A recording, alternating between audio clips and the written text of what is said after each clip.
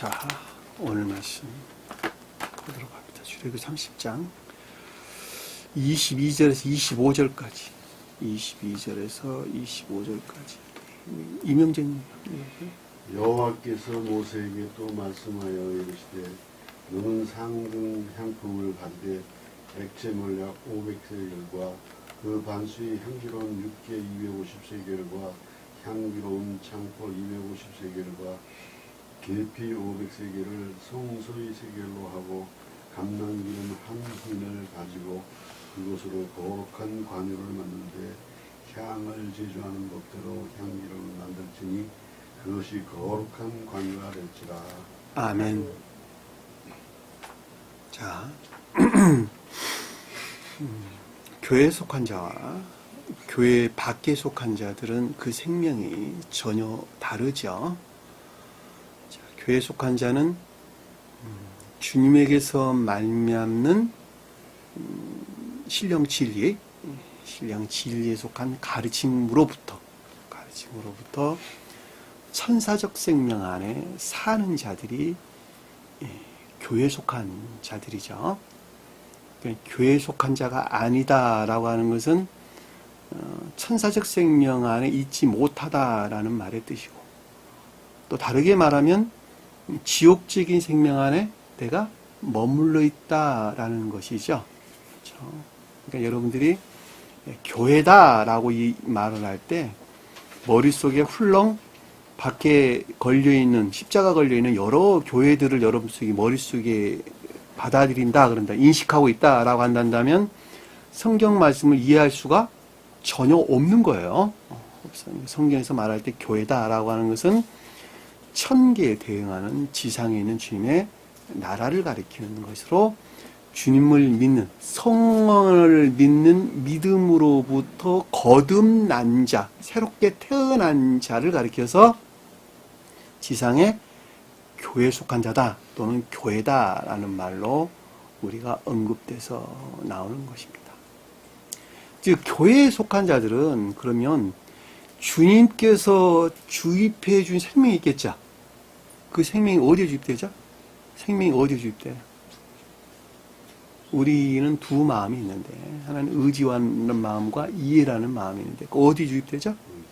의지라는 우리 마음에 주입이 됩니다.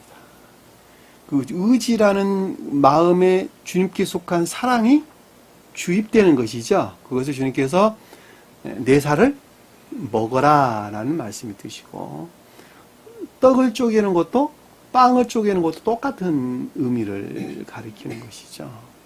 중생한 자에 대한 설명이에요. 이해라는 영역 안에는 진리가 임유되게 되죠. 진리가 임유되게 됩니다. 이 잔을 마시라 라는 말로, 내가 내 살과 내 피를 마시지 아니하면, 먹고 내 살을 마시지 아니하면 너희 안에 내 생명이 없다라는 말도 똑같은 말씀의 뜻이죠. 그러니까 이해라는, 생각이라는 영역 안에는 진리들이 주입이 됐고 임유가 됐고, 마음이라는, 의지라는 영역 안에는 주님께서 선을 주입을 했는데, 그것이 새로운 속사람 그러는 것이죠. 속사람. 그러니까 사람은 나면서부터 속사람이 있었을까? 없었다라고 하는 거 없었어요. 겉사람에서 살아갔다.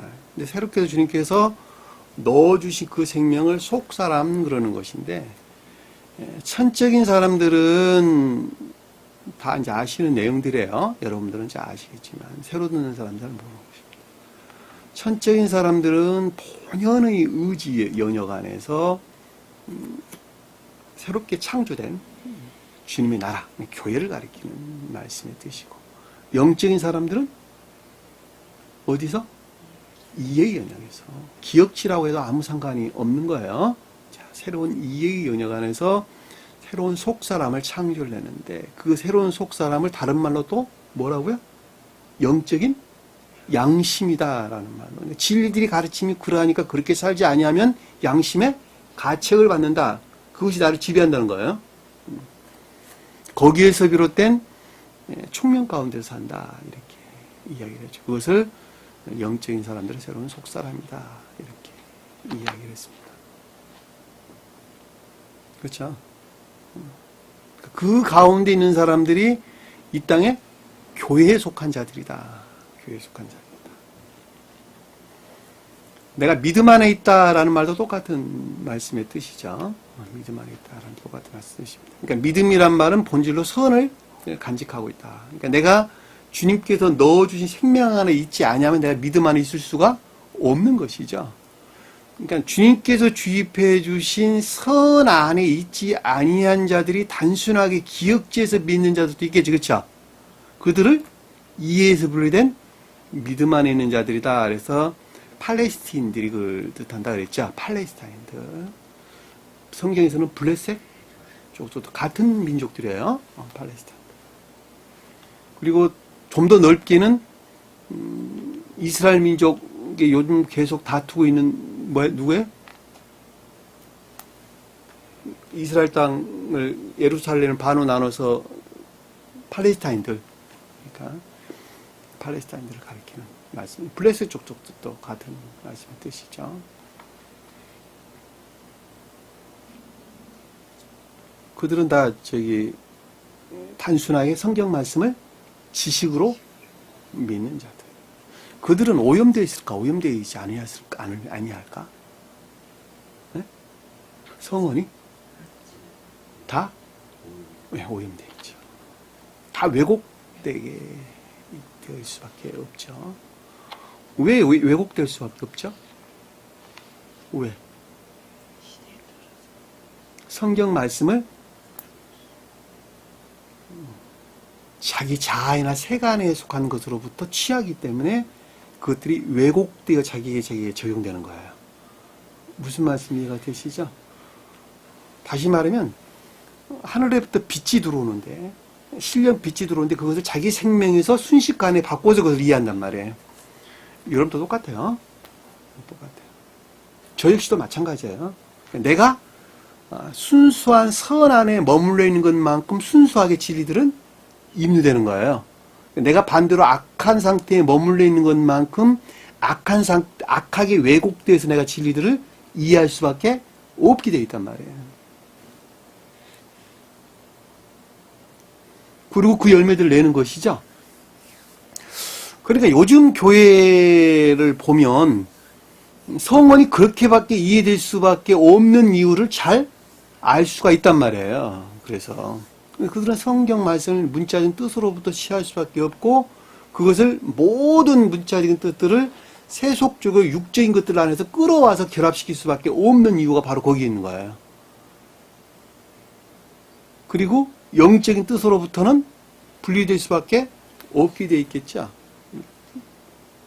근데 그들은 그렇다 치더라도 이 교회 안에 새 교회의 가르침 안에 있는 자들도 동일하다는 거예요. 동일하게 이해한다는 거예요. 동일하게 왜곡되어 이해한다는 거예요.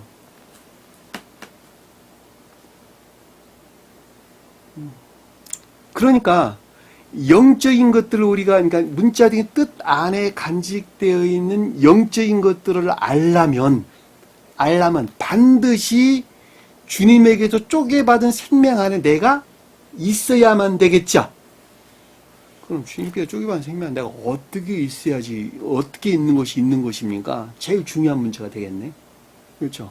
왜냐하면 내가 왜곡되게 이해하지 아니하고 좀 더 가깝게 주님께서 우리에게 가르침을 주고자 하는 것에 좀 더 가깝게 그 어떤 가르침들을 깨달으려면 결론은 내가 주님께서 주입해 주신 생명 안에 내가 있지 않으면 불가능하다는 이야기가 되잖아요. 그럼 어떻게 해야지 내가 그 가운데 있을 수 있죠? 복종? 이명재님. 복종? 복종. 가르침들에 복종하는 것. 왜죠? 복종이 곧 선이기 때문에. 복종의 열매가 곧 선이에요. 그러니까 선이라는 말은 굉장히 추상적이잖아요. 그런데 진리에 복종할 때 그것 자체를 뭐라고요? 선 그러는 거예요. 왜냐면 진리가 주님으로부터 왔으니까. 주님은 선 그 자체시니까. 그러니까 선으로부터 파생되어 나온 진리에 복종할 때 바로 그것을 선 그러는 거예요. 내가 그 비유를 아주 늘 설명한 말이지만 아버지가 선 사랑 그 자체이셔. 자식을 사랑하는 사랑 그 자체이셔. 아버지 말을 잘 들어 따라 사는 자가 아버지를 사랑하는 자가 되는 거예요. 똑같은 말씀 뜻이에요. 그러니까 아버지 말을 잘 들어 행하는 자가 아버지를 드러내는 것이죠. 삶 가운데에서 똑같은 말씀 뜻이에요. 아버지 말 안 듣는 자는 아버지께 불효하는 자가 사랑하지 않는 자가 된단 말이에요. 너는 어떻게 말로만 아버지 사랑하냐? 그쵸? 너는 말로만 아버지 사랑하냐? 절대 복종하지 않는다는 거예요. 내 말 좀 들어라. 그것이 나를 사랑하는 것이란다. 주님 사랑하는 방법도 똑같아요. 내가 주님을 사랑합니다.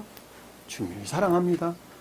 밤낮으로 내가 아무리 이야기한다 해도 말씀에 따라 내가 말씀에 따라 살지 아니하면, 복종하지 아니하면 주님을 사랑하는 자가 아니게 되는 거예요. 그러니까 내가 주님을 사랑한다 할 때 내가 복종하는 그 자가 네가 날 사랑하는 줄 내가 알았노라. 진짜 주님께 그랬죠. 이제야 내가 널 사랑하는 내가 알았다. 복종하라는 거예요. 그 복종한 그 자체를 선이라 그랬고 그 자가 그 선이 순수해지는 정도에 비례해서 진리가 뭐라는 것을 좀 더 순수하게 이해하고 깨닫는다는 거예요. 주님의 마음이 어떤 마음이, 어린아이가 아버지 말에 복종하는 것에서 아버지 그 사랑이, 나를 향하는 그 사랑이 무엇인가라고 하는 것을 좀 더 깊은 것들에서 이해하고 깨달아가는 것과 유사하게 이해해 볼 수 있겠죠. 그렇죠? 여기서 순수해진다라는 무슨 뜻일까? 순수해진다. 선이 순수해지는 것에 비례해서 순수해지는 것이 무슨 뜻일까? 선이 순수해지는 것에 비례해 내가 좀 더 깊은 뜻을 이해하고 깨닫는다. 그 말이 무슨 뜻일까? 네, 맞아. 악과 거짓으로부터 멀어진다. 또 그 말은 무슨 뜻일까? 그러면 고유 속성에 속한 생명으로부터. 겉사람의 고유 속성에 속한 생명으로부터 내가 멀어지는 것에 비례해서 선은 순수해지는 것이고 그 순수해지는 것에 따라서 진리라는 것이 뭔가라고 하는 것을 이해하고 깨닫는다라고 하는 거예요. 자, 고유 속성으로부터 멀어진다라고 하는 것은 그 어떤 일들을 행할 때에 중요해요. 내 고유 속성에서 그것을 행하고 있느냐 하지 않느냐라고 하는 문제예요. 무슨 말 이해가 되겠죠?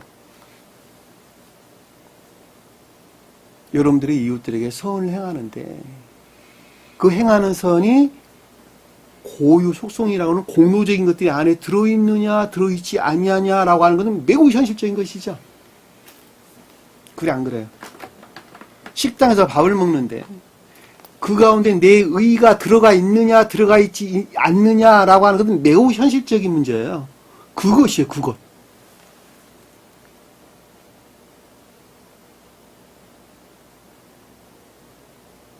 중요하죠. 내가 자식들에게, 내가 부모에게, 내 형제 이웃들에게 그 어떤 선을 행했는데 그 행한 그것이 사랑 그 자체에서 행했느냐 아니면 그 가운데 공로적인 것들이 녹아져 있느냐 녹아져 있지 않느냐, 그거예요. 그것이 선이냐 악이냐 하는 거예요. 아이, 나는 사랑해서 행했다니까요. 그건 네가 보기에 사랑한 것이고 주님께서는 네 마음은 마음을 품는 자 벌써 가늠했다 그랬잖아요. 그렇죠? 그 마음이 그 뜻이란 말이에요. 네 마음에서 이미 공로적인 것들이 들어와 있다 한다면 이미 진리는 더럽혀지고 이화됐다 이 뜻이에요. 지나가는 여자 보고 우물보에서 그 말이 아니고 여자는 교회를 가리켜요. 교회를. 매우 중요하죠. 그러니까 그 마음에서 내가 멀리 떠나가는 것만큼 내 마음은 순수해지고 그 순수해진 그 선으로부터 순진무관 그 선으로부터 진리들이 뭐라고 하는 것을 이해하고 깨닫게 되는데 그들이 지혜나 총명 가운데로 나간다. 조욕 가운데 나간다라는 말이죠. 조욕. 진리 빛 가운데 들어져 올림을 받는다 이런 뜻이죠. 자, 그렇게 보면 교회에 속한 자들 이외에는 성경 말씀이 가르침이 무엇인가라고 하는 것을 알 수 있다 없다? 전혀 없다. 깜깜하다 한마디로 말하면. 성경 말씀이 짙은 흑암에 놓일 수밖에 없다라고 하는 것입니다. 왜냐하면 성경 말씀은 자연적인 것들을 가리키는 것이 아니라 문자적인 뜻을 통해서 영적인 생명이 무엇인가라고 하는 것을 가리키는 것이기 때문에 그렇단 말이에요. 천사적 생명, 천기적 생명에서 사는 것이 도대체 무엇이냐라고 하는 것을 가리킨단 말이에요. 그것들을 우리가 지옥 가운데 살아가는 그 어떤 사람들이 그 생명을 어떻게 하면 받아들일 수 있느냐, 그 생명으로 변화될 수 있느냐 하는 것을 가리키기 때문에 그렇다는 거예요.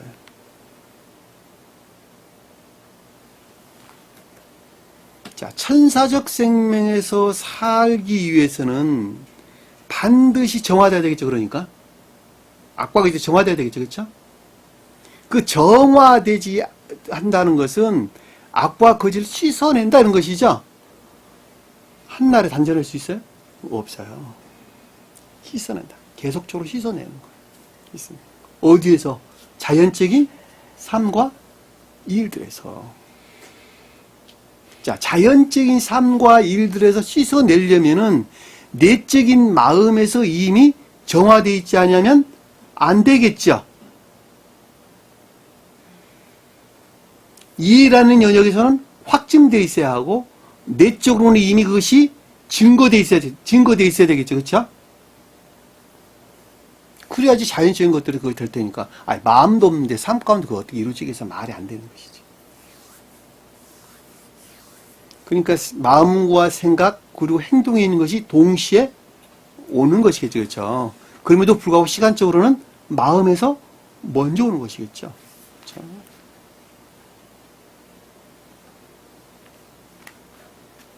그러니까 성소와 지성소와 성소와 뜰이 있었는데 그 뜰에 뭐가 있었어요? 물 두 번이 그려져 있는 거예요. 그렇죠? 자, 우리 마음 극내적인 곳에 지성소가 있었고 그것으로부터 우리 영적인 몸을 충만하게 채웠고 거기서부터 두 가지가 결합돼 가지고 삶에 속한 자연적인 것들에서 악과 거짓들을 정화하는 것이죠. 그 정화하는 것을 뭐라고요? 물두봉. 물두봉을 원어에서는 뭐라 그랬어요? 키오르, 냄비, 대야 이런 뜻인데 그 단어가 풀무, 네? 용광로, 풀무. 풀무간이 뭐 하는 거예요? 대장간. 여기 낫이나 칼 같은 것을 단련시키는. 그 단어에서 유래된 단어라니까. 물두봉이라는 단어가 그 단어에서 유래됐어요. 냄비나 이런 걸 가리키는 것인데, 대접, 냄비 이런 걸 가리키는 것인데. 그러니까 금이나 철 같은 것을 순수하게 할 목적에서, 강하게 할 목적에서 계속 불에 넣었다 빼기를 반복하는 것이죠. 그리고 물에다 담그죠. 저 어렸을 때 대장간에 가서 보면 남 만드는 사람들, 그리고 칼 만드는 분들, 그분들이 그렇게 했단 말이에요. 그리고 쇠를 단단하게 하는 것입니다. 불순물을 제거하고 정련하는 것을 가리킵니다. 그것이 이제 물두봉, 지난 시간에 공부했던 내용이에요. 물두봉이라는 뜻이. 그러니까 자연적인 것들 안에서 반드시 정화가 돼야 되겠죠. 그렇죠? 그래서 뜰에 물두병이 있었단 말이에요.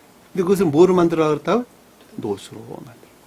노시 자연적 선을 뜻한다 그랬죠. 여기서 말하는 자연적 선이라는 것은 내적인 천적이고 영적인 것들에서 비롯된 자연적 선들을 가리키는 거예요. 자연적 진리에서 비롯된 자연적 선이 아니라 신령 진리에서 비롯된 자연적 선이라고 하는 거예요.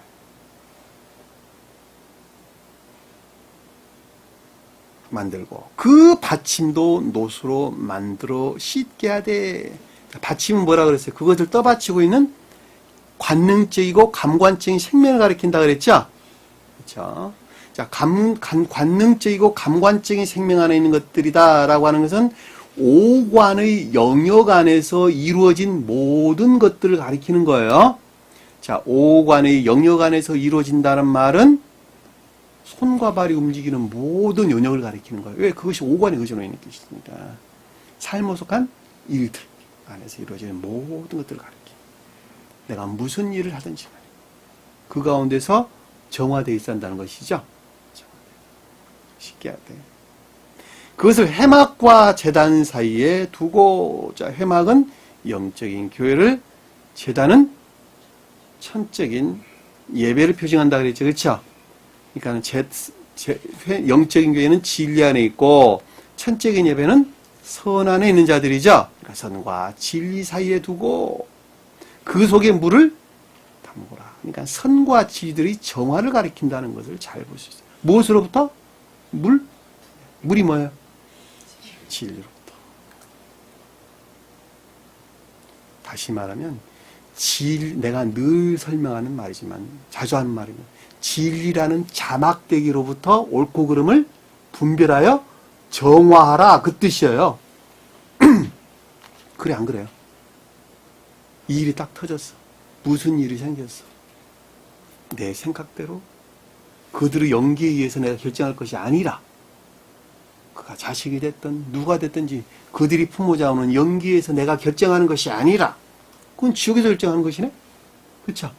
우리는 믿음이라고 하는 진리가 있으니까 그 진리 가르침이라는 자막대가 나를 지배하고 있단 말이에요. 그래 안 그래요?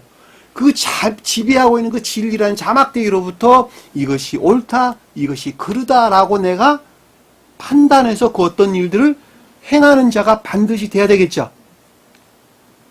그렇지 아니하고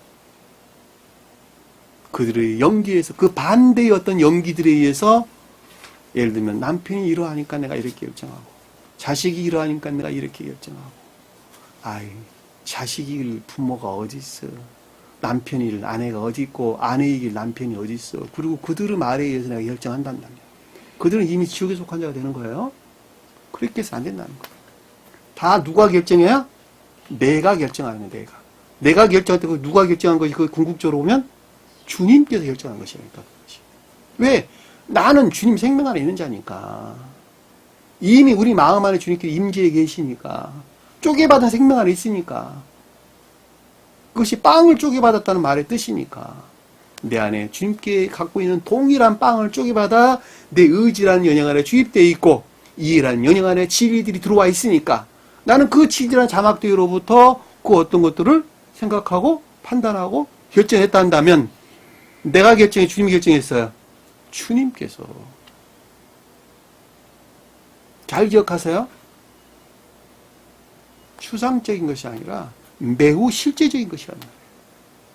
저는 여러분들 그걸 말해주고자 하는 거예요. 말씀을 추상적으로 생각하지 말라는 거예요. 주님이 섭리했다라는 말 똑같아요. 주님께서 인도하신다, 섭리했다라는 말은 그 어떤 것들 안에서 그것을 깨닫게 하셨다, 그 뜻이에요. 조효되게 하셨다, 깨닫게 하셨다, 그 뜻이란 말이에요. 깨달은 것을 내게 적용할 때 주님께서 섭리하셨다, 인도하셨다, 그 말이에요. 나는 알지도 못했는데 어느 날 어느 때 주님께서 이렇게 저렇게 이렇게 하라 해서 내가 이렇게 했습니다. 그런 말이 성립이 되지 않는다는 거예요. 가르침을 내가 이해하고 깨달은 것만큼 행할 때에 주님께서 인도하시고 섭리하셨다. 경기자님,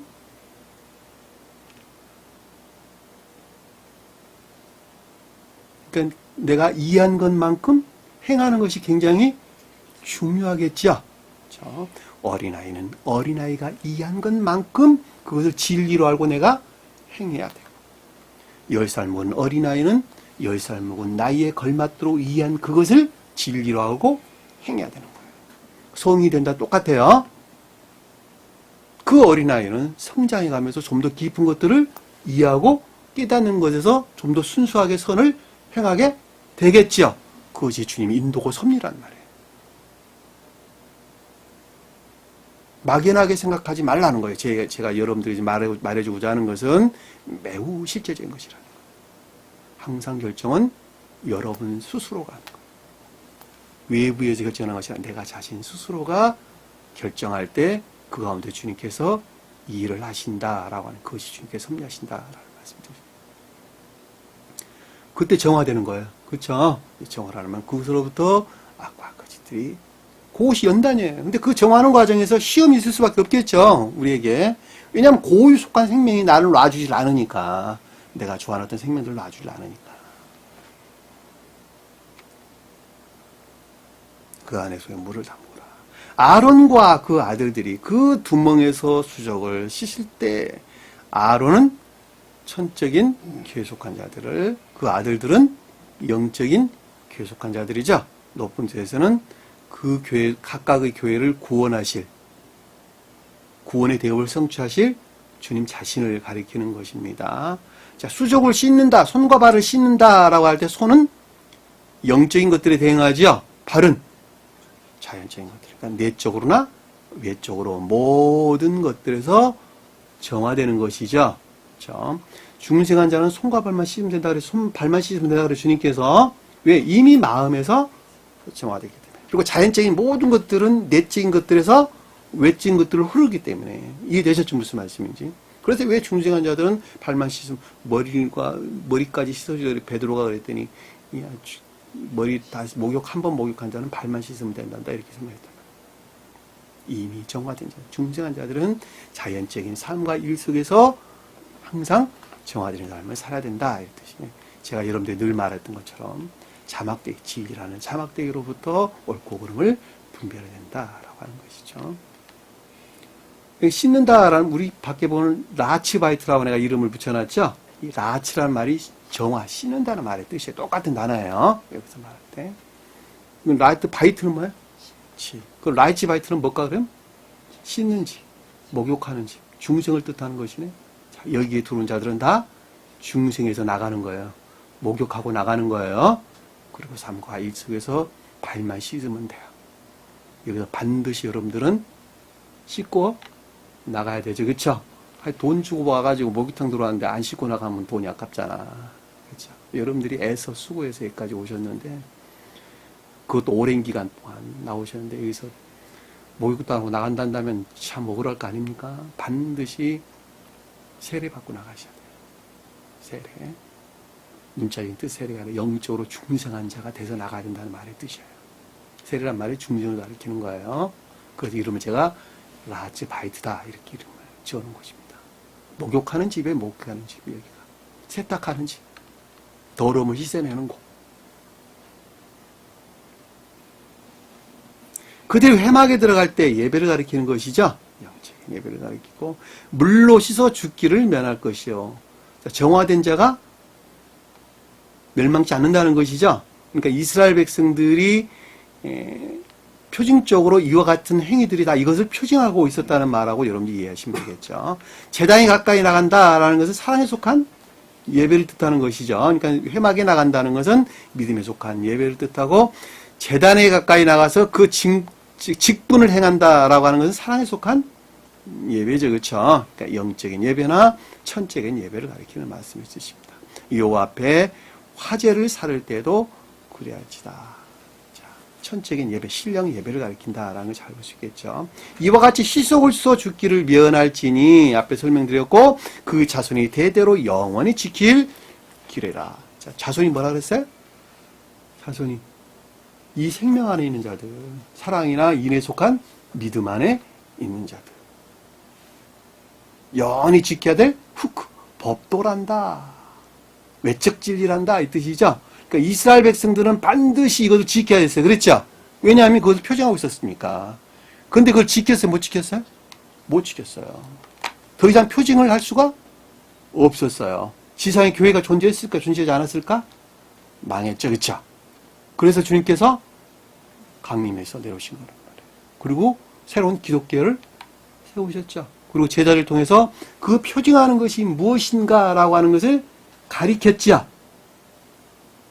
그렇게 해서 새로운 기독교회가 시작이 됐습니다. 그 새로운 기독교회는 초기 영지주의자라고 매도당했죠. 그렇죠? 어디 교회에서? 로마교회, 일반교회, 로마교회로부터, 지금 카톨릭교회의 본산이에요. 그 로마교회로부터 박해를 받았습니다. 그리고 1세기가 가기 전에 다 소멸됐죠. 그렇죠? 그리고 교회는 영지주의자라고 하는 오명을 뒤집어 쓰고 교회가 쇠락의 길로 걷게 됐죠. AD 70년경에 예루살렘이 지금과 같은 모양으로 바뀌었죠. 그것이 초기 주님께서 어떤 기독교의 멸망을 표징하게 됐죠. 그 영지주의자들은 그럼에도 불구하고 끈끈이 남아 있었어요. 구석구석에 남아 있었습니다. 왜? 여러 가지로 변형된 형태로 존재했었죠. 그리고 지금 이 기독교회는 완전히 멸망을 당했죠. 그렇죠. 그것으로부터 요한계시록이 AD 100년경에 멸망할 걸 예견하시고 쓰여지게 된 것입니다. 그리고 새로운 교회가 지금 재건됐죠. 그렇죠? 재건됐습니다. 이 진리 안에 있는 자들 새로운 교회가 재건됩니다. 이 진리 가르침들이 그래서 계시되게 된 것입니다. 자, 오늘 본 말씀으로 들어와서 전 시간에 공부했던 우리가 살펴봤습니다. 22절 여호와께서 모세에게 또 말씀하여 이르시되 자 인도 말씀하는 다바르라는 단어를 쓴다 그랬죠. 다바르 인도 안내 통치 뭐 이런 뜻입니다. 말하다라는 것은 이르다라는 말하다 말씀하다 이런 뜻인데 가르침들이죠. 가르침 지각이나 가르침들 지각이나 가르침 조요로부터 이루어지죠. 그래 안 그래요? 오직 조요로부터 이루어지는 거예요. 제가 아까 설명드려서 그것이 곧 섭리하시는 것이라고. 그러니까 우리가 인도 통치라고 하는 것은 그 어떤 것들을 아는 데서 인도 통치되는 것이죠. 그래서 이 다바란 말을 세배된 우리 사도께서는 조요라는 말로 우리에게 말씀을 해주셨습니다. 제가 여러분들에게 서두에 쭉 해설해 드렸어요. 조요라는 말. 그래서 주님의 섭니다. 인도하신다. 주님을 사랑한다라는 말이 무슨 뜻인가라고 하는 설명을 할 때 너는 상등 향품을 가지되 자 상등이다라는 것은 어뜸된 머리 우두머리 이런 뜻이에요. 머리 어뜸된 향품이 뭘까? 향품 향료 향을 내는 물품 그렇죠? 향을 내는 물품 그러니까 선과 결합된 진리들 선과 결합된 진리들 선에서 파생된 복합체의 진리들 란 말로 이해할 수 있겠죠. 그렇죠? 다 예배하는 있는 것들이에요. 예배하는 것들. 가지되 취하라. 그러니까 모세에게 지금 하는 말이죠. 그러니까 신령 진리로부터 그것을 취하라 이 뜻이죠. 나에게서 발주되어 나온 신령 진리로부터 그것을 취하는데 조요된 것으로부터 그걸 취하는 것이죠. 그렇죠? 취하라. 취하는데 액체 모략 500세겔과 이 세겔란 말 없는 단어예요. 액체 모략 500과 자, 액체라는 말은 데로르 히브리어에서 데로르 해방 자유 이런 뜻입니다. 해방 자유 액체란 말이 아니에요. 그러니까 자유 안에 있는 모략 500 뜻이죠. 자유 안에 있는 모략 500을 취하고 드셔요. 그 말이 무슨 뜻일까? 모략이 뭘까? 모략이 뭐죠?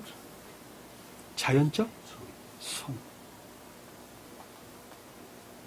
황금과 유향과 모략. 이 유향나무, 유향과 모략나무, 모략수 이러는데, 모략수. 유향나무와 모략나무, 그러니까 모략수는 감람나무과에 속해요. 감람나무. 올리브 나무과에 속해요. 모양이 그리고 비슷해요. 예? 무슨 말 이해가 됐어요? 올리브 나무는 지중해 연안에서 자라고 그리고 올리브 나무 유는 올리브 나무 열매에서 짜낸 거예요. 그것이 올리브나무 유예요. 올리브유예요. 그게 올리브유. 그런데 유향나무와 그 다음에 모략나무는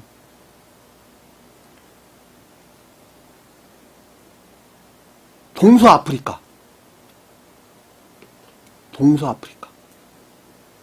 아프리카인데 동쪽에 있는 아프리카. 소말리아. 동쪽에 있죠. 그렇죠? 아프리카 동쪽에 있죠. 동서란 말이 좀 말이 안 어울리죠. 동남아프리카가 맞나? 동쪽에 있는 것. 북동부. 아프리카 북동부가 정확하게 표현이 맞겠네요. 아프리카 대륙이 이렇게 돼 있잖아요. 이쪽에. 그러니까는 저기 홍해와 아대만 사이. 예? 예. 고기가 저기 북동 아프리카 쪽에. 그러니까 말하면 아라비아 쪽, 사우디 아라비아 쪽 있잖아요. 그쪽 홍해를 두고 아라비아 건너편이 에티오피아, 그 다음에 소말리아, 그 다음에 수단, 다 거기에 있어요. 그 지역에서 자란 거예요. 이게 여기 지금 유향이나 이 모략수는. 무슨 말 이해가 되세요? 근데 여기는 올리브유는 열매에서 짜내는 것인데, 여기 유향이나 모략은 나무에다가 상처를 내잖아요? 상처를 내게 되면 거기서 액체가 나온단 말이에요. 기억 잘 하세요? 영적인 것들 지금 가리키는 거예요. 나무에 상처를 내면, 소나무 상처 내면 송진액 나와요, 안 나와요? 송진액이 나와서 공기 중에서 산화되게 되면 덩어리가 되죠. 단단한 것이 되죠. 그거예요, 그거. 그러니까 유향나무에서 나무를 껍질 상처를 내게 되면 나오는 진액이 있는데 그 진액이 공기와 산화돼 가지고 단단하게 굳은 것을 유향 그러는 거예요. 모략도 똑같은 거예요. 모략나무 똑같은 말이에요. 뜻이란 말이에요. 근데 이것이 다 광야에서 살죠. 그렇죠? 나무가. 무슨 말 이해가 되세요? 다 광야에 산단 말이에요. 광야에서. 황폐된 토양에 산단 말이에요, 이게. 그래서 그 나무들을 보면 온갖 시련을 다 겪어가지고 그냥 우락닥닥 이랬던 나무가 이렇게 우람하단 말이에요. 그럼에도 불구하고. 매끈하지가 아니하고. 한마디로 말하면 딱 앞에 가면 나무를 딱 쳐다보는 순간에 내 자신이 겸손해진다니까. 그 나무 형태 모양을 보고. 얼마나 온갖 시련 역경을 겪고 그 나무가 그런 어떤 형태의 모양을 취하고 있는가라고 하는데 내 자신 스스로가 겸손해져 버린다니까. 올리브나무 똑같아요. 그러니까 여기서 지금 올리브나 유향이나 모략은 전부 다 올리브나무과에 속한단 말이에요, 이게. 그것이 여기서 지금 모략이랍니까? 그러니까 유향은 뭐예요? 영적인 선을. 모략은 자연적인 선을. 유향은 유향과 유향은 매우 써요. 매우 씁니다. 모략은 약간 달콤한 맛이 난다고 그럽니다. 안 먹어봐서 잘 모르는데.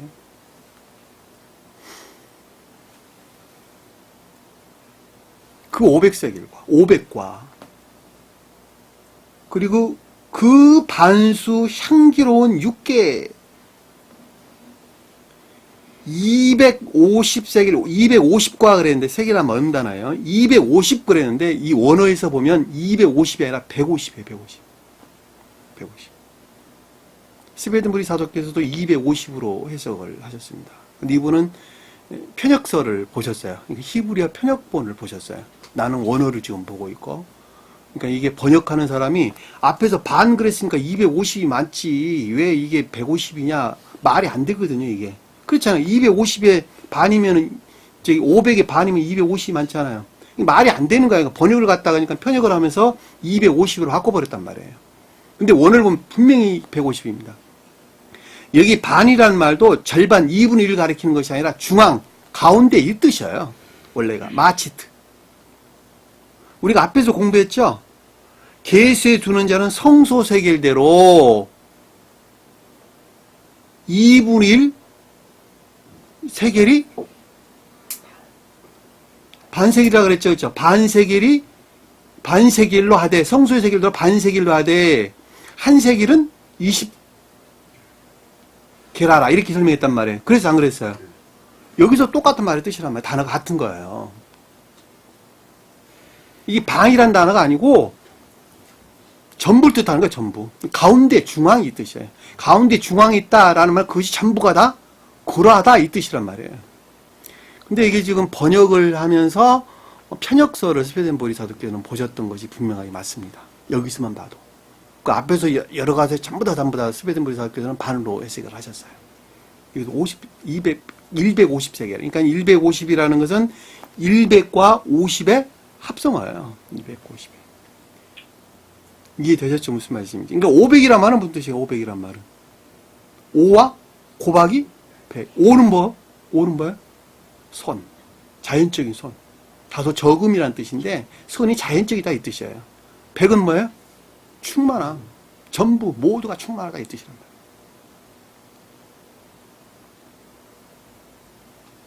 향기로운 육계 150과 향기로운 창포 150 그리고 24절까지 같이 볼게요. 계피 500을 성소세겔로 하고 이 뜻이에요. 그렇죠? 자, 그러면 육계와 계피가 나왔네. 육계는 육계나무, 계피는 계피나무. 근데 나무가 있잖아. 이게 농나무. 그러니까 사시사철 푸른 나무예요. 여러분 잘 기억하세요. 잎이 있잖아요. 손바닥만큼 생겼는데 이 육계나무는 약간 좀 갸름하게 생겼고 그 다음에 이게 계피나무는 약간 넓습니다. 약간 손이 넓은데 이게 상록나무예요. 상록나무. 다시 말하면 사시사철 푸르다 이 뜻이에요. 소나무? 사시사철? 그렇죠. 밭에 보리? 겨울에 보리? 제가 설명드렸죠. 동해안에 여행을 한번 기차 타고 가는데 온 대지는 다 다 푸른 거 아무것도 없는데 오직 밭에 보리만 푸르더라 제가 설명드렸어요. 살인은 나무 보리. 이 나무가 지금 그런 나무. 근데 이 나무가 어디서 잘 자라냐 그랬더니 동남아 지역이 잘 자라요. 동남아 지역. 예? 우리나라 계피나무 나야 안 나요? 나요.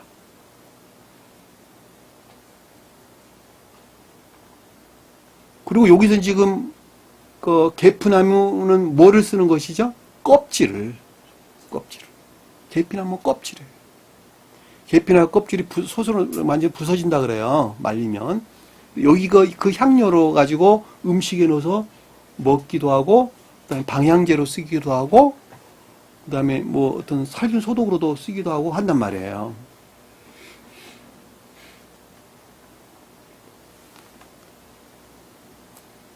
이 창포라는 말은 줄기나무. 줄기. 원래는 칸에, 갈대, 줄기 이런 뜻인데 여기서는 줄기나무 정도로 이해하시면 좋을 것 같아요. 다른 데서는 대나무라고 번역을 한 데가 있어요. 대나무. 그러니까 여기서 지금 보면 그러니까 모략, 육기나무, 계피나무는 모두가 다 자연적인 것들 안에 있는 것들이다라고 하는 것을 잘 볼 수 있어요. 공통 분모야, 그거 하나는. 그렇죠. 근데 모략은 선의 측면에서 설명한다는 것을 잘 볼 수가 있고, 그 다음에 육기나무, 창포, 계피나무는 전부 다 진리라는 측면에서 우리에게 설명을 주고 있다는 것을 잘 볼 수 있어요. 스베덴부리 사도께서는 이걸 뭐라고 설명을 했냐면, 겉사람 안에 있는 것들로, 겉사람 안에 있는 외면적인 것들이나 내면적인 것들 안에 있는 모든 진리를 가리킨다. 이렇게 설명을 했어요. 그리고 아주 디테일하게 설명을 이 부분에 대해서 했어요.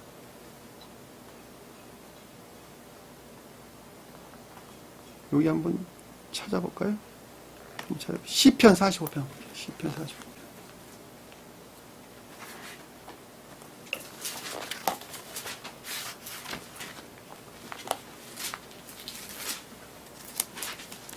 시편 45편 7, 8절.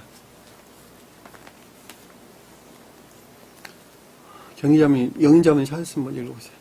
왕은 정의를 사랑하고 악을 미워하시니 그러므로 하나님 곧 왕의 하나님이 즐거움의 기름을 왕에게 부어 왕의 동료보다 뛰어나게 하셨나이다.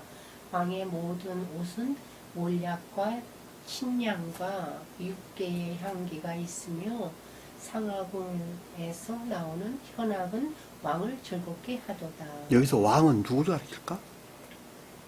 신령? 인성의 측면에서 주님 자신을 가리키는 말씀의 뜻이죠.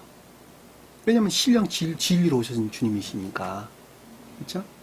그럼 여기서 지금 옷은 주님 신령 진리를 가리키는 이것이 어디 안에 있다는 거예요? 자연적인 것들 안에 있는 천적인 것들을 가리킨다는 것도 잘 볼 수 있겠죠.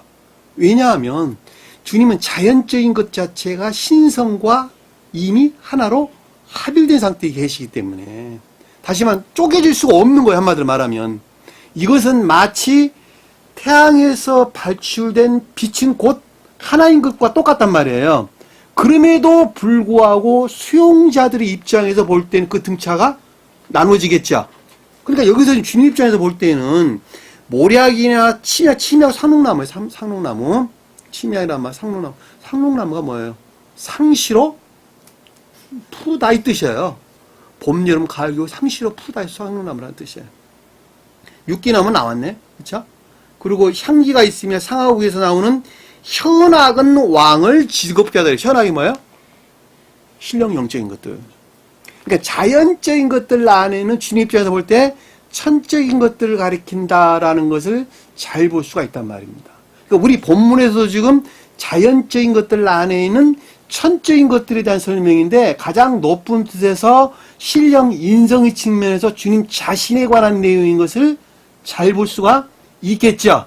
그럼에도 불구하고 속뜻에서 언급할 때에 다른 말로 교회에 속한 자들에게 끌어올 때에는 주님께서 주입한 선에서 말미암는 자연적인 것들 안에 있는 진리들을 가리킨다는 거예요.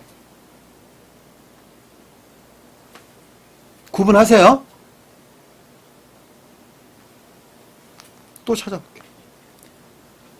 마태복음 여러분들 잘 아시니까 놔둘게요. 이거는 동방박사가 세 사람은 황금과 유향과 모략을 가져왔다. 유향은 설명드렸죠. 모략을 가져왔다. 에스겔서 한번 볼게요. 에스겔서 27장.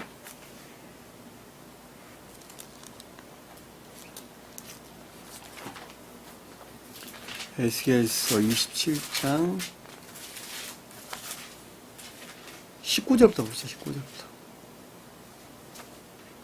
경의자면 읽어볼까요? 19, 20, 21, 22절까지 한번.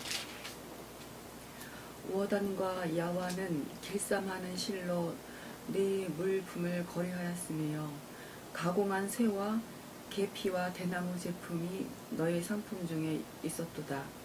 드다는 네 상인이 되었으며 말을 탈 때 까는 천을 너와 거래하였도다. 아라비아와 게달의 모든 고관은 네 손 아래 상인이 되어 어린 양과 숫양과 염소들 그것으로 너와 거래하였도다.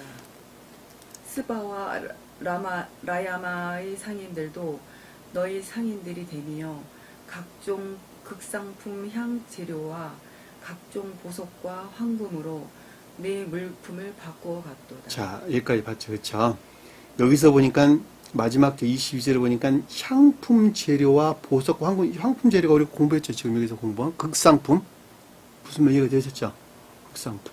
여기서 이제 극상품이라고 하는 향 재료는 다른 말로 설명드리면 선과 결합된 진리들을 가리키는데 주님 입장에서 볼 때는 자연적인 것들 안에 있는 천적인 것들을 가리킨다는 걸 잘 볼 수 있겠죠. 보석은 신령 진리들을, 황금은 신령 선을 가리킨다는 거예요. 여기서 스바는 뭐예요? 스바, 시바, 스바. 원래 시바, 스바라는 말은 7이라는 단어와 같은 단어예요. 7이라는 단어와 같은 단어란 말이에요. 다시 말하면 내적, 기억적인 내적인 지식 안에 있는 자를 가리키는데 가장 높은 뜻에서 천적인 지식에 속한 자를 가리킨단 말이에요. 이 라마라는 단어는 스바의 아버지가 라마라는 단어예요. 무슨 말 이해가 됐어요? 22절. 스바와 라마 그런데 이 라바는 스바의 아버지라니까.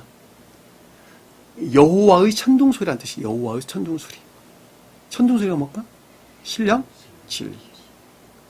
그러면 여기 지금 스바와 라마 상인이란 말은 뭐예요? 상인들은 무슨 뜻이에요?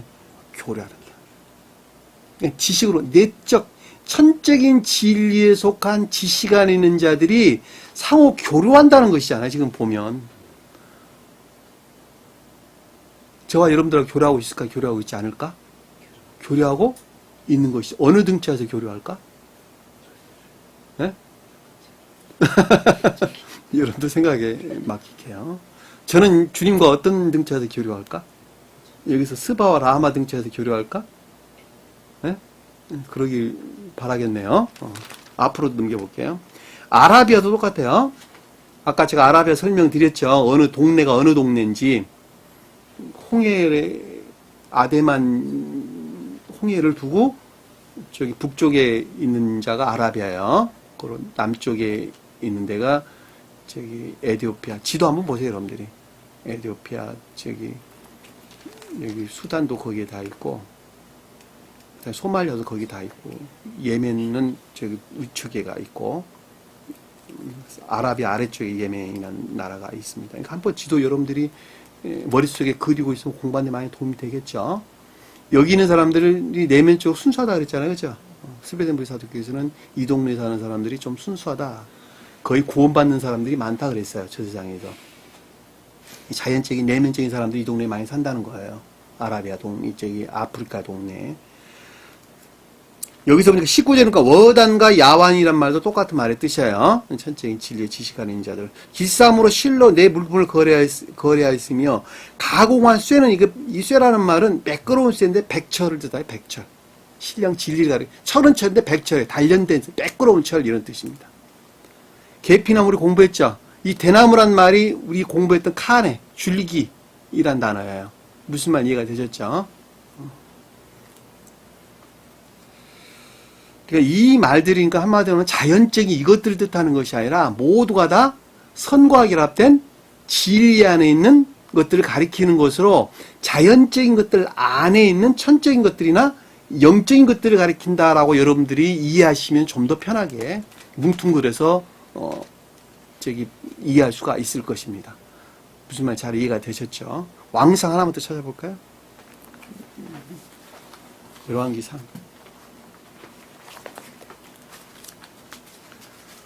10장 한번 볼게요. 열왕기상 10장 90절 이명재 읽어볼까요? 당신이 하느님 여호와를 송축할지로다. 여호와께서 당신을 기뻐하사 이스라엘 왕이 오리셨고 여호와께서 영원히 이스라엘 사랑하심으로 당신을 세워 왕으로 삼아 정의와 공의를 행하게 하셨도다 하고 이에 그가 금 120달란트와 심히 많은 향품과 보석을 왕에게 드렸으니 스바이 여왕이 솔로몬 왕에게 드린 것처럼 많은 향품이 다시 오지 아니하더라. 자, 그러면 여기서 지금 시바 여왕은 무슨 뜻일까? 시바 여왕은, 스바 여왕은 내적 지식 안에 있는 교회에 속한 자, 속뜻에 보면 내적 지식 안에 있는 교회에 속한 자라는 것을 잘 볼 수가 있겠죠? 그래 안 그래요? 이거 사람 여왕을 가리키는 말이 아니라 교회를 가리킨다니까. 그러니까 천적 진리에 속한 지식 안에 있는 자를 가리킨다니까. 그들이 뭐를 취했다는 거예요? 향품. 선과학이 어떤 진리에 속한 지식들을 취했다니까. 그걸 솔로몬이 갖다 줬다는 것이죠. 솔로몬은 누구예요? 신령? 인성의 측면을 주님을 가리킨단 말이에요. 영화 대신 인성의 측면을 신령 인성의 주님을 가리킨단 말이에요. 그럼 여러분들이 만난 말이 딱 떨어져 성립되죠. 그쵸? 무슨 말씀인지 본문으로 돌아와서 200셀과 향포, 향기로운 줄기 줄기 150세겔과 향기로운 줄기 150 세겔란 말 없다 그랬죠. 150과 향기로운 줄기 150과 그 다음에 계피를 뭐라고요? 계피 500을 계피는 500이라는 말이 등장한 거니까 진리에 속한 선을 뜻한다라는 걸 잘 볼 수 있겠죠. 그렇죠? 왜냐하면 150은 진리에 관계되는 것이고 500은 선에 관계되는 것이에요. 왜 150이 진리에 관계되는 것이죠? 300의 반이니까. 무슨 말 이해가 되셨어요? 300의 반이잖아요. 300은 뭐예요? 3의 동일한 뜻을 가지고 있단 말이에요. 3은 뭐예요? 진리라는 측면에서 거룩한 것들.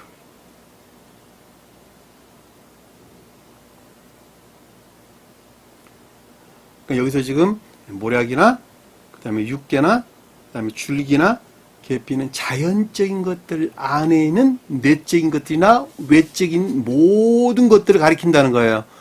쉽게 설명하면 무슨 말 이해가 되셨죠? 이것이 가장 높은 뜻에서 주님의 겉사람, 자연적인 사람 안에 있는 천적인 것들을 가리킨다는 걸 여러분들이 놓쳐서는 안 된다는 거예요. 그리고 속뜻에서 가져올 때는 주님께 여러분 선에서 발출된 자연적인 것들 안에 있는 복합체의 진리들을 가리킨다라는 말도 여러분들 같은 말로 이해해서 아무 상관없어요. 성소 세계이다라는 말이 무슨 뜻이에요? 그러면 거룩하게 구별되어 있다는 것이잖아요. 그렇죠? 거룩하게 구별되어 있다는 거. 세계란 말은 무게의 단위라 그랬죠? 생명의 단위를 가리키는 거예요. 거룩하게 구별된 생명의 단위들, 구별된 이것들을 하고, 여기에 뭐를 바른다고요? 감람나무 한 흰을 취했다. 감람나무는 뭐예요? 주님의 올리브나무, 올리브 기름을 한 흰을 취하여 충만한 것들이죠. 주님의 신령 사랑에 속한 신령손으로 충만한 것들. 뭐를 만들어라고 25절에 보니까 관유를 만들어. 관유는 어디다 쓰려고 만들었을까? 혼합하려고, 향유 만들려고. 올리브 기름 한 흰과 이것들을 지금 섞어서 만드는 것이잖아요. 지금 보면 섞는다는 말이 무슨 뜻이에요? 그러면 자연적인 것들 안에 있는 천적인 진리들이 올리브 기름과 하나로 뒤섞여 섞여 있다, 하나로 결합되어 있다라는 말씀의 뜻이잖아요. 우리로 보면, 나 한 사람으로 보면 선에 속한 진리 안에 있는 자들이 주님 신령 인성의 측면에서 주님과 하나로 결합되어 있다. 그 가운데 주님께서 현존해 계신다. 매우 실제적인 것이네. 그 말이잖아요, 지금 보면. 관유를 만들어. 향을 제조하는 법대로 향기름을 만들지니. 자, 혼합하는 법대로, 혼합하는 방법대로 거룩한 향료를 만들지니. 번역 다시 했어요, 제가.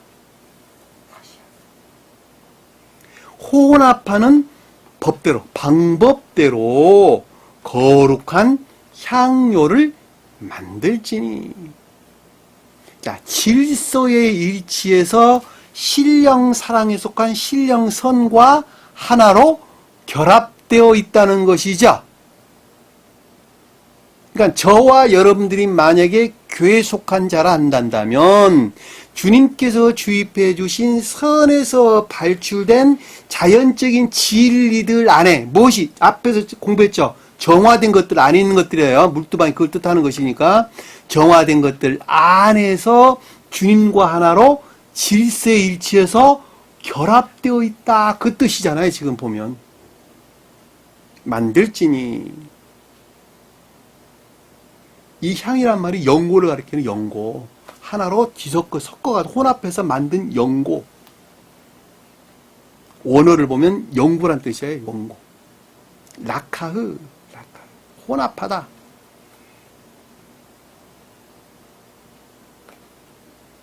향수. 잘 아시죠? 그죠? 향나는 향수. 놀랍죠? 그쵸? 그것이 거룩한 관유가 될 것이라. 신령, 인성의 측면에서 주님 자신을 가리키는 것이죠. 관유를 만드는 방법에 대해서 설명을 주셨으니까 주님께서는 가장 높은 뜻에서 볼 때는 자연적인 것들 안에서 신성과 합일되신 신령, 인성의 측면에서 그것이 주님 자신이란다. 자, 교회로 끌어올 때는 그 가운데 현존하시는 주님이란다. 하나된 교회에 속한 자란다. 신령, 인성의 측면에서 하나로 결합된 교회에 속한 자란다. 그것들을 갖다 이제 아래에서 여러 가지 교회에 속한 것들에 바르는 과정이 나오는데, 그쵸? 회막 증거이 다 나오는지 다음 시간에 공부하기로 할 때. 이것들이 뭐예요? 교회에 속한 복합체의 진리들을 가리킨다는 것을 잘 볼 수 있겠죠? 그러니까 앞에서 파생되어서 나온 모든 것들 안에 발라되는 거예요. 이것을 관유를 갖다가 반드시. 그래야지 이것이 살아있는 것이 되는 거예요.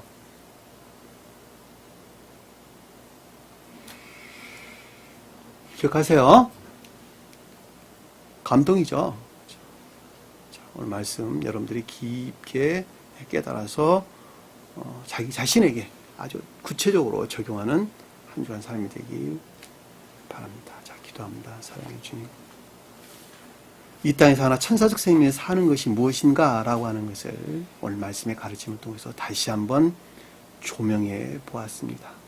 가르침들을 단순하게 기억지에 담지 아니하도록 도와주시고 한 사람의 생명이 어느 영역에 머물러야 하는 것인가 라고 하는 것을 나 자신으로부터 다시 한번 발견할 수 있는 좋은 시간 될 수 있도록 은혜 베풀어 주옵소서. 주기도합니다.